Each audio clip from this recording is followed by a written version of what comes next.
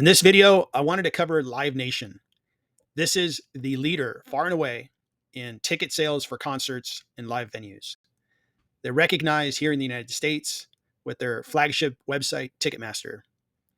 It seems that every concert that you go to, at least 9 out of 10, if not 99 out of 100, concerts and artists have to partner with Live Nation to sell their tickets.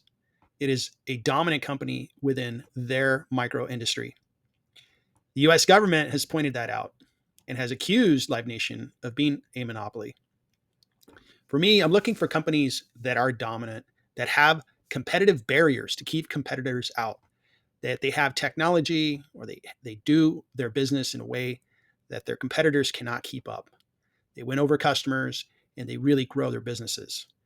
Live Nation may be that type of business. I'd like to take a look at the company, take a look at the fundamentals, value the company based on free cash flows and their earnings per share. Compare that valuation against their current stock price, then make a decision to see if I plan to buy shares in this company or not buy shares in this company. I owned Live Nation stock in the past and made money, and I exited the position in 2023. Might be time to reinvest depending on the results.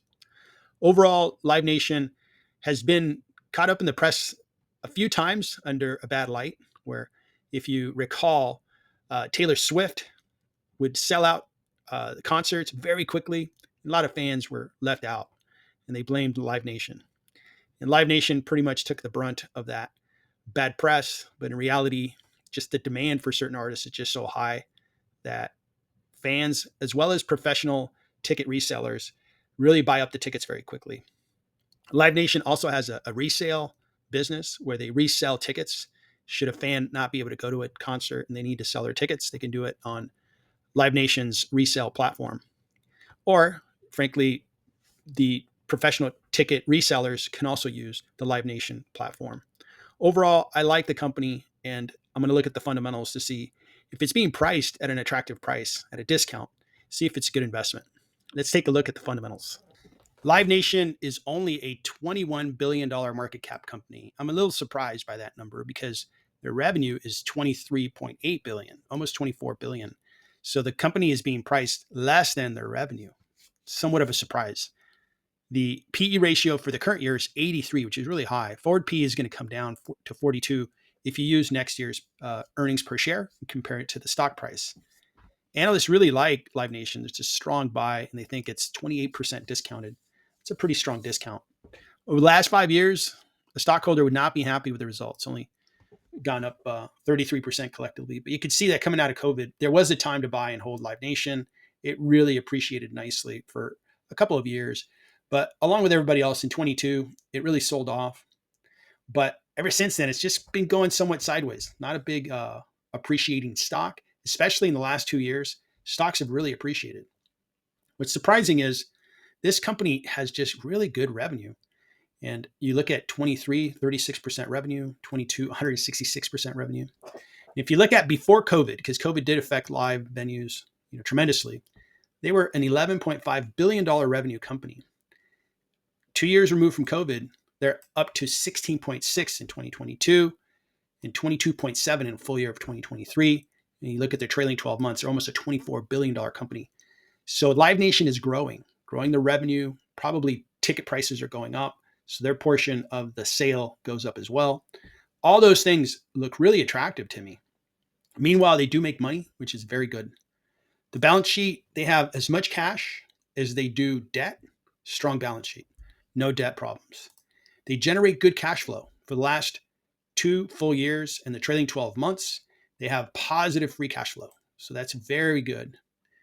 I'm going to use free cash flow as one of the valuation methods, and I'll take the most recent information to put that into my model.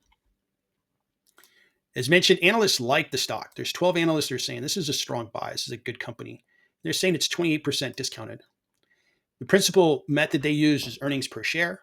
Earnings per share is $1.46. It's a little low, and it causes the forward P to be quite high. But it's supposed to almost go up 70% next year and then continue to go up the year after that. So the growth of earnings per share is expected to really take off. So that's interesting that it's going to grow so quickly. I'll take that into account on my valuation.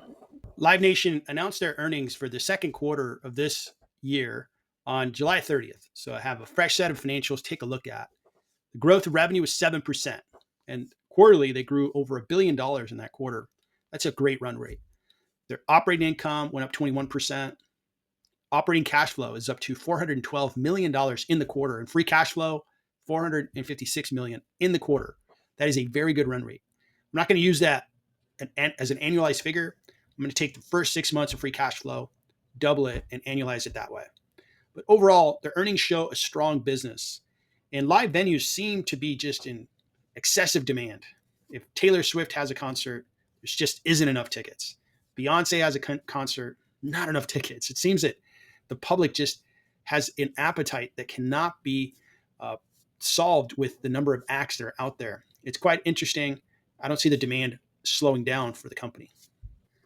I valued the stock and came up with a result that the company is being discounted by 32%. If you buy a share of Live Nation stock, you'll pay $91.87. But the value of that share, based on my calculations, is $121. I get there by looking at their free cash flows, creating a value of per share using that method, then looking at earnings per share, getting a value, then blending the two. Let's go through free cash flow. I took the first 6 months of free cash flow and annualized it and then added the growth rate that I expect in free cash flows. And then I forecasted years 2, 3, and 4 to grow at 8%.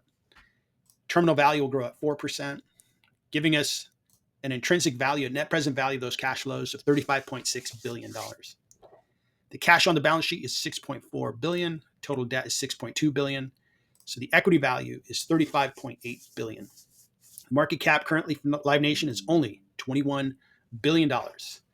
So it provides a 69% discount on the stock if we look at the free cash flow valuation method. The earnings per share is a little low, and I'm going to provide or apply a 24 PE.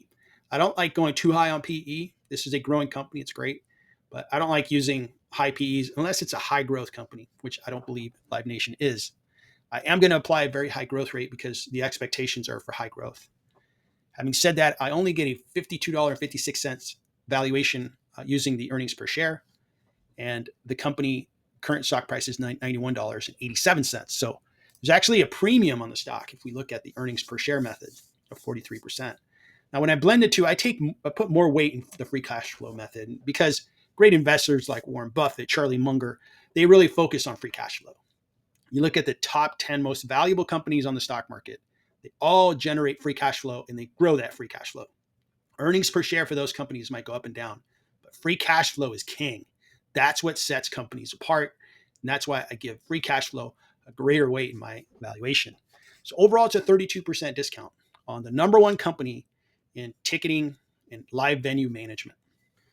I look for businesses that are desirable, and desirable means that they have strong competitive barriers to keep competitors out of their marketplace, be able to grow their revenues, grow profitably, and generate very high free cash flows. I also like businesses that are growing, they have momentum, they're profitable, they have free cash flow. And Live Nation really fits in the ideal quadrant for me because they are the dominant company in ticketing for live events. They have few competitors that rival what they can do. Their market share is dominant, showing that customers like using their service. Artists depend on partnerships with Live Nation to have their concerts. They just have a stranglehold on this marketplace. So I put them in the most desirable quadrant, making them highly desirable for me. Having said that, I really like the company. I think the company sets itself apart and can't really be replaced. It would take a lot to replace Live Nation. The balance sheet's excellent. They have more cash than they do debt. They generate free cash flow. So really like the balance sheet. And I like the discount at 32%. So I'm going to plan to buy into Live Nation and build a position. Maybe invest about $10,000, but I dollar cost average in my investment into companies. I'm not good enough to pick the exact moment when a company has hit its low. So therefore, I'll just know that I'm going to be buying into a business that I do believe is discounted and over time accumulate shares at discount levels, ideally on pullbacks. We'll see how it goes. So that's my video on Live Nation. I hope you found it interesting. Keep in mind, I'm just an investor, just sharing my experience. I'm not providing any financial advice. not recommending you buy, hold, or sell Live Nation. Please make your investing decisions completely independent of this video. Thanks again for watching. Good luck investing in 2024.